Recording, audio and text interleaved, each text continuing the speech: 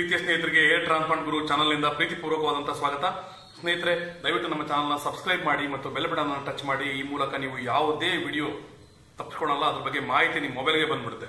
ಜೊತೆಗೆ ಬಹಳಷ್ಟು ಜನ ಕನ್ನಡಿಗರಿಗೆ ಇದ್ರ ಬಗ್ಗೆ ಮಾಹಿತಿ ಇಲ್ಲ, ಬಹಳಷ್ಟು ಜನಕ್ಕೆ ಶೇರ್ ಮಾಡಿ ನೋಡೋಕೆ ಹೇಳಿ. ಜೊತೆಗೆ ಇವತ್ತಿನ ವಿಷಯ ಹೊಸದೇನೂ ಅಲ್ಲ. ಅದು ಏನು ಅಂದ್ರೆ, ನಾನು ಯಾವ ಕ್ಲಿನಿಕ್ನಲ್ಲಿ ಹೇರ್ ಟ್ರಾನ್ಸ್ಪ್ಲಾಂಟೇಷನ್ ಮಾಡ್ಕೊಂಡಿದ್ದೀನಿ ಹೇಳಿ ಹೇಳಿ ಹೇಳಿ ಅಂತ ಬಹಳ ಜನ ಕೇಳ್ತಾ ಇದ್ದೀರಾ. ದಯವಿಟ್ಟು ಅರ್ಥ ಮಾಡ್ಕೊಳ್ಳಿ. ನಾನು ಈ ಯೂಟ್ಯೂಬ್ ಚಾನಲ್ನಲ್ಲಿ ಒಂದು ಕ್ಲಿನಿಕ್ ಹೆಸರು ಹೇಳಿದ್ರೆ ನನಗೆ ಲಾಸ್ ಆಗೋದು ಏನೂ ಇಲ್ಲ.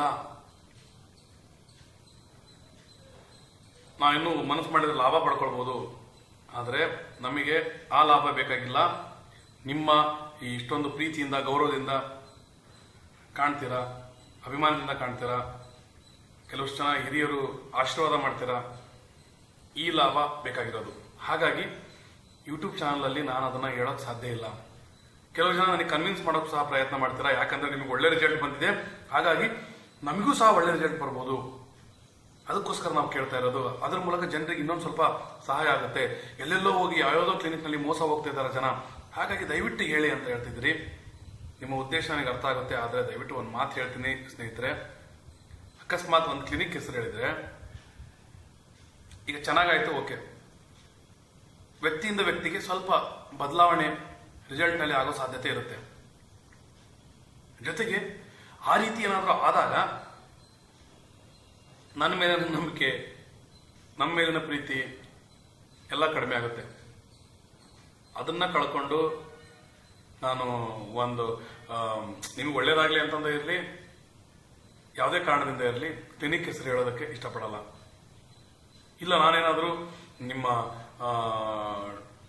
ಆ ಕ್ಲಿನಿಕ್ ಬಗ್ಗೆ ನೀವಿಗೆ ಮಾಹಿತಿ ಕೊಟ್ಟೆ ಅಂದ್ರೂ ಸಹ ಕೇಳಿದವರಿಗೆ ಚೆನ್ನಾಗಿ ಅನ್ಸ್ಬೋದು, ಪ್ರಾರಂಭದಲ್ಲಿ ಚೆನ್ನಾಗಿ ಅನ್ಸ್ಬೋದು. ಬರ್ತಾ ಬರ್ತಾ ಅಯ್ಯೋ ಇವರು ಕಮರ್ಷಿಯಲ್ಲೇ ಮಾಡ್ತಿದ್ದಾರೆ, ಯಾವುದೋ ಕ್ಲಿನಿಕ್ನಲ್ಲೇ ಹೇಳಿ ಮಾಡ್ತಿದ್ದಾರೆ ಅನ್ನೋಂಥ ಭಾವನೆ ಬರುತ್ತೆ.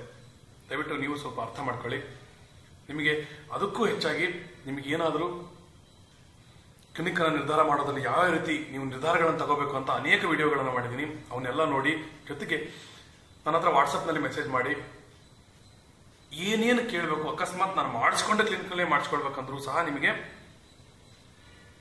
ಏನೇನು ನೀವು ನಿಮ್ಮ ಸೇಫ್ಟಿಗೆ ಏನೇನು ನೋಡಬೇಕು, ರಿಸಲ್ಟಿಗೆ ಏನು ನೋಡಬೇಕು, ಆಸ್ಪತ್ರೆಗೆ ಹೋದಾಗ ಏನೇನು ಚೆಕ್ ಮಾಡ್ಕೊಳ್ಬೇಕು, ಒಂದ್ಸಲ ಬಿಟ್ಟು 2 ಸಲ ಆಸ್ಪತ್ರೆಗೆ ಹೋಗಿ ನೋಡೋದು, ಅದರ ನಂತರ ನೇರವಾಗಿ ಡಾಕ್ಟರ್ ಹತ್ರ ಏನೇನು ಮಾತಾಡಬೇಕು, ಆಮೇಲೆ ದುಡ್ಡಿನಲ್ಲಿ ನಿಮ್ಗೆ ಏನು ಮೋಸ ಆಗದಂತೆ ಏನೇನು ಮಾಡಬೇಕು, ನಿಮಗೆ ಗ್ಯಾರಂಟಿ ತಗೊಳಕ್ಕೆ ಏನೇನು ಮಾಡ್ಬೇಕು ಅಂತ ನೂರಾರು. ಜೊತೆಗೆ ವ್ಯಕ್ತಿಯಿಂದ ವ್ಯಕ್ತಿಗೆ ಬೇರೆ ಬೇರೆ ಬೇರೆ ಬೇರೆ ರೀತಿಯಾದಂಥ ನೋಡಬೇಕಾದಂಥ ಒಂದಿಷ್ಟು ಅಂಶಗಳಿರ್ತವೆ. ಅದು ನಿಮ್ಮಲ್ಲಿ ಏನಿದೆ. ಯಾಕಂದ್ರೆ ನನ್ನಲ್ಲಿ ನಾನು ಏನೇನು ಚೆಕ್ ಮಾಡ್ಕೊಂಡು ಅದನ್ನೇ ನೀವು ಚೆಕ್ ಮಾಡ್ಕೊಂಡ್ರಾಗಲ್ಲ. ನಿಮ್ಮ ಕೂದಲೇನೇ ಬೇರೆ, ನಿಮ್ಮ ಚರ್ಮನೇ ಬೇರೆ, ನಿಮ್ಮ ಸ್ಕ್ಯಾಲ್ಪೇ ಬೇರೆ, ನಿಮ್ಮ ಆರೋಗ್ಯನೇ ಬೇರೆ. ಅದಕ್ಕೆ ತಕ್ಕಂತೆ ನಿಮಗೆ ಮಾರ್ಗದರ್ಶನವನ್ನ, ಸಲಹೆಗಳನ್ನ, ಸಹಕಾರವನ್ನು ಕೊಡುವಂತ ಅವಶ್ಯಕತೆ ಇರುತ್ತೆ. ಆ ಎಲ್ಲ ಸಲಹೆ ಸಹಕಾರಗಳನ್ನು ಬೇಕಾದ್ರೆ ನೀವು ವಾಟ್ಸಪ್ನಲ್ಲಿ ಮೆಸೇಜ್ ಮಾಡಿ, ನಿಮಗೆ ನಾನು ಮಾಹಿತಿ ಕೊಡ್ತೀನಿ. ನಾನು ಹೋದ ಕ್ಲಿನಿಕ್ನಲ್ಲಿ ಹೋದ್ರೂ ನೀವು ಎಲ್ಲವನ್ನೂ ಚೆಕ್ ಮಾಡ್ಕೊಂಡೇ ಹೋಗ್ಬೇಕು. ಬೇರೆ ಕ್ಲಿನಿಕ್ನಲ್ಲಿ ಹೋದ್ರೂ ನೀವೆಲ್ಲದನ್ನು ಚೆಕ್ ಮಾಡ್ಕೊಂಡೇ ಹೋಗ್ಬೇಕು. ನಿಮಗೆ 100% ಗ್ಯಾರಂಟಿ ಅನಿಸಿದ್ರೆ ಮಾತ್ರ ಮಾಡಿಸ್ಕೊಳ್ಬೇಕು. ನಾನಲ್ಲ, ಯಾರು ಹೇಳಿದ್ರು ಕೇಳಬಾರ್ದು.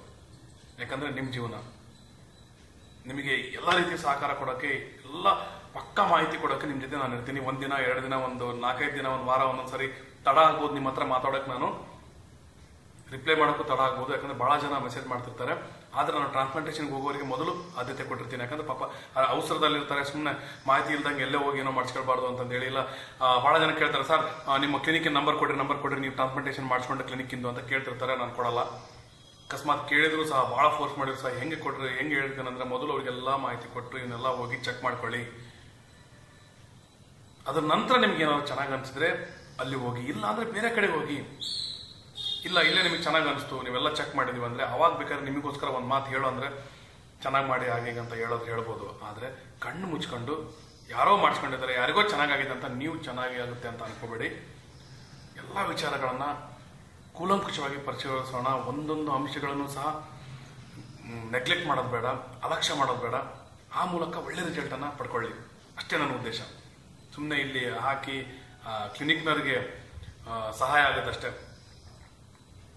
ನಿಮ್ಮ ನಂಬಿಕೆ ಕಡಿಮೆ ಆಗ್ತಾ ಹೋಗುತ್ತೆ. ಅದಕ್ಕೋಸ್ಕರ ಯೂಟ್ಯೂಬ್ ಚಾನಲಲ್ಲಿ ನನಗೆ ಯಾವುದೇ ಕಾರಣಕ್ಕೂ ಯಾರೇ ಸಾವಿರಾರು ಜನ ಕೇಳಿದ್ರಿ, ಕಾಲ್ ಮಾಡಿನೂ ಕೇಳಿದ್ರಿ. ಜೊತೆಗೆ ಒಂದಿಷ್ಟು ಜನ ಕ್ಲಿನಿಕ್ನವ್ರು ಸಹ ನನಗೆ ಕೇಳಿದ್ರು, ಒಂದು 3-4 ಕ್ಲಿನಿಕ್ನವ್ರು ಕೇಳಿದ್ರು ನಮ್ಮ ಬಗ್ಗೆ ಒಳ್ಳೆ ಒಂದು ಅಭಿಪ್ರಾಯ ಹೇಳಿ, ಚೆನ್ನಾಗಿ ಮಾಡ್ತಾರೆ ಇಲ್ಲಿ ಅಂತ. ನಾನು ಹೇಳಕ್ ಹೋಗಿಲ್ಲ. ದಯವಿಟ್ಟು ಅರ್ಥ ಮಾಡ್ಕೊಳ್ಳಿ, ನಾನು ನಿಮಗೆ ಮಾಹಿತಿ ಕೊಡಬಾರ್ದು. ನಾನು ಮಾಡಿಸ್ಕೊಂಡ್ರೆ ಕ್ಲಿನಿಕ್ ಹತ್ರ ನನಗೆ ಅಷ್ಟು ಚೆನ್ನಾಗಿ ಬಂದಿದೆ, ಬೇರೆಯವ್ರಿಗೆ ಯಾರಿಗೂ ರಿಸಲ್ಟ್ ಚೆನ್ನಾಗಿ ಬರೋದು ಬೇಡ, ನನ್ನ ದಬ್ಬತ್ತಂದ್ರೆ ಚೆನ್ನಾಗಿರ್ಲಿ ಅಂತಂದೂ ಹೇಳ್ತಾ ಇಲ್ಲ. ನನ್ನ ಉದ್ದೇಶ ದಯವಿಟ್ಟು ಅರ್ಥ ಮಾಡ್ಕೊಳ್ಳಿ. ಒಂದು ಕ್ಲಿನಿಕ್ನ ಹೆಸರನ್ನ, ಒಂದು ಬ್ರಾಂಡ್ ಹೆಸರನ್ನ ಹೇಳೋದು ಬೇಡ ಅಂತ. ಜೊತೆಗೆ ಇನ್ನೂ ಏನಾದ್ರು ಅಂದ್ರೆ, ನಾನೇನಾದ್ರೂ ಫ್ರೀ ಇದ್ದೆ ಅಂದ್ರೆ ರಜದಲ್ಲಿ 1 ದಿನ 2 ದಿನ ಬೇಕಾದ್ರೆ ನಾನು ಬೆಂಗಳೂರಿಗೆ ಬಂದೆ ಅಂದ್ರೆ, ಅವಾಗ ನೀವು ಯಾರಾದ್ರೂ ಬಂದು ಭೇಟಿ ಆಗೋರಿದ್ರೆ ಬೇಕಾದ್ರೆ ಭೇಟಿ ಆಗಿರಿ. ನೇರವಾಗಿ ನಿಂತ್ಕೊಂಡು ನೀವೇನೇನು ಕೇಳಿದ್ರಿ ಏನಿಲ್ಲ ಅಂತ ಕೂಲಂಕುಷವಾಗಿ ಚರ್ಚೆ ಮಾಡೋಣ. ಅವಾಗ ಸಹ ನೀವು ಒಳ್ಳೆಯ ವಿಚಾರಗಳನ್ನು ಪಡ್ಕೋಬಹುದು. ಜೊತೆಗೆ ಬೇಕಾದ್ರೆ ನಾನಿರುವಂತ ಊರಿಗೆ ನೀವು ನೇರವಾಗಿ ಅನೇಕ ಜನ ಬಂದು ನೋಡ್ಕೊಂಡು ಹೋಗ್ತಿರ್ಬೇಕಾದ್ರೆ ಹಾಗೂ ಮಾಡಿ. ಆದರೆ ಕಣ್ಣು ಮುಚ್ಕೊಂಡು ಯಾವುದೇ ಕ್ಲಿನಿಕ್ ಅನ್ನ ನಿರ್ಧಾರ ಮಾಡಬೇಡಿ. ಜೊತೆಗೆ ನನಗೂ ಸಹ ಕ್ಲಿನಿಕ್ ಹೆಸರನ್ನ ಯೂಟ್ಯೂಬ್ನಲ್ಲಿ ಹೇಳಿ ಅಂತ ಹೇಳ್ಬೇಡ್ರಿ. ಯಾಕಂದ್ರೆ ಲಕ್ಷಾಂತರ ಜನ ನೋಡ್ತಾ ಇರ್ತಾರೆ, ಅವರೆಲ್ಲರೂ ಕಣ್ಣು ಮುಚ್ಕೊಂಡು ಅದೇ ಕ್ಲಿನಿಕ್ ಹೋಗ್ಬೇಕಂತ ಹೋಗ್ಬಿಡ್ತಾರೆ. ಏನೇನು ಚೆಕ್ ಮಾಡ್ಕೊಳ್ಬೇಕು, ಚೆಕ್ ಮಾಡ್ಕೊಂತಾರೆಲ್ಲ ಗೊತ್ತಾಗಲ್ಲ. ಅವಾಗ ಏನಾದರೂ ಒಂದು ಸ್ವಲ್ಪ ಸಮಸ್ಯೆ ಆತಂದ್ರೂ ಸಹ ಬಹಳ ಬೇಜಾರಾಗುತ್ತೆ. ನಮ್ಮ ಚಾನಲ್ ಮಾಡಿರೋ ಉದ್ದೇಶ ಸೈಡ್ ಎಫೆಕ್ಟ್ ಏನೋ ಆಗಬಾರ್ದು ಮೊದಲು ಟ್ರಾನ್ಸ್ಪ್ಲಾಂಟೇಷನ್ಗೆ ಹೋಗೋರಿಗೆ, ಅದಕ್ಕೆ ಏನೇನು ಮಾಡ್ಬೇಕಂತ, ನಂತರ ಯಾವುದೇ ರೀತಿ ಮೋಸ ಆಗಬಾರ್ದು ಅನ್ನೋದು. ಅದಕ್ಕೋಸ್ಕರ ನನಗೆ ಕ್ಲಿನಿಕ್ ಹೆಸರನ್ನ ಹೇಳೋಕ್ಕೆ ಇಷ್ಟ ಇಲ್ಲ. ನನಗೆ ಬೇಕಾಗಿರೋದು ನಮ್ಮ ಕನ್ನಡಿಗರಿಗೆ ಸರಿಯಾದ ಮಾಹಿತಿ ಸಿಗೋದು. ಜೊತೆಗೆ ನಿಮ್ಗೇನಾದ್ರು ಸಲಹೆ ಸಹಕಾರ ಬೇಕು, ಕ್ಲಿನಿಕ್ ಹೆಸರೇ ಬೇಕು, ಏನೇ ಮಾಹಿತಿಗಳು ಬೇಕು ಹೇರ್ ಟ್ರಾನ್ಸ್ಪ್ಲಾಂಟೇಷನ್ ಬಗ್ಗೆ ಅಂದ್ರೆ, ಟ್ರಾನ್ಸ್ಪ್ಲಾಂಟೇಷನ್ ಹೋಗೋಕ್ಕಿಂತ ಮೊದಲು ದಯವಿಟ್ಟು ನನ್ನ ಹತ್ರ ಕಾಂಟ್ಯಾಕ್ಟ್ ಮಾಡಿ. ನೀವು ಯಾವುದೇ ಕ್ಲಿನಿಕ್ನಲ್ಲಿ ಹೋದ್ರೂ ಸಹ ನನಗೆ ಏನೂ ಬೇಜಾರಿಲ್ಲ. ನಿಮಗೆ ಸರಿಯಾದ ಮಾಹಿತಿಯನ್ನು ಕೊಡೋಕ್ಕೆ ನಾನು ಪ್ರಯತ್ನ ಮಾಡ್ತೀನಿ. ನಿಮ್ಮ ಜೊತೆ ನಾನಿದ್ದೀನಿ, ನಮ್ಮ ಜೊತೆ ನೀವಿದ್ದೀರಾ. ಇದು ಕಡೆವರೆಗೂ ಚೆನ್ನಾಗಿರ್ಬೇಕಂದ್ರೆ, ಕೊನೆವರೆಗೂ ಚೆನ್ನಾಗಿರ್ಬೇಕಂದ್ರೆ, ನಾವು ಒಂದು ಆಸ್ಪತ್ರೆಯನ್ನ, ಒಂದು ಬ್ರಾಂಡ್ ಅನ್ನ, ಒಂದು ಕಂಪ್ನಿಯನ್ನ ಅಥವಾ ಒಂದು ಔಷಧಿ ಹೆಸರನ್ನ ಹೇಳೋದು ಸರಿಯಲ್ಲ. ಅದಕ್ಕೋಸ್ಕರ ದಯವಿಟ್ಟು ಅರ್ಥ ಮಾಡ್ಕೊಳ್ಳಿ. ಧನ್ಯವಾದಗಳು.